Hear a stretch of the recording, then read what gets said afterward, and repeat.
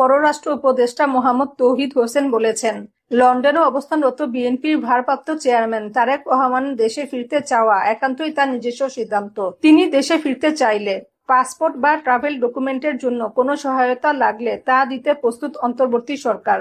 বৃহস্পতিবার সন্ধ্যায় পররাষ্ট্র মন্ত্রণালয়ে সাংবাদিকদের প্রশ্নের জবাবে পররাষ্ট্র উপদেষ্টা এসব কথা বলেন। বিএনপির ভারপ্রাপ্ত চেয়ারম্যানের দেশে ফেরার বিষয়ে জানতে চাইলে উপদেষ্টা বলেন, দেখুন, উনি কখন দেশে আসবেন সেটার সিদ্ধান্ত কিন্তু উনার। উনি এই দেশের নাগরিক, উনি আসতে পারেন যে কোনো সময়ে।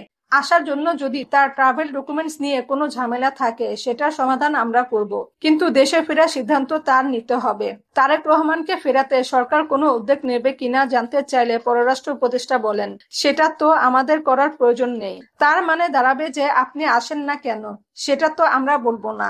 উনি যখন আসতে চাইবেন তখন তাকে আমরা যেটুকু সহায়তা দেওয়ার সেটা অবশ্যই করব। এদিকে ১ ডজন ডিমের দাম ১৫০ টাকা ছাড়ালেই আমদানির অনুমতি দেওয়ার পাশাপাশি শুল্ক কর ছাড় দেওয়ার সুপারিশ করা হয়েছে।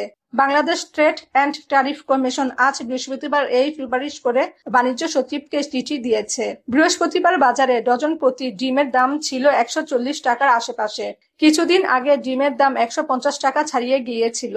শুধু ডিম নয়, পেঁয়াজের দাম কেজি প্রতি ৯০ টাকা পেরোলে আমদানির অনুমতি সহ শুল্ক কর ছাড় দেওয়ার সুপারিশ করেছে ট্যারিফ কমিশন।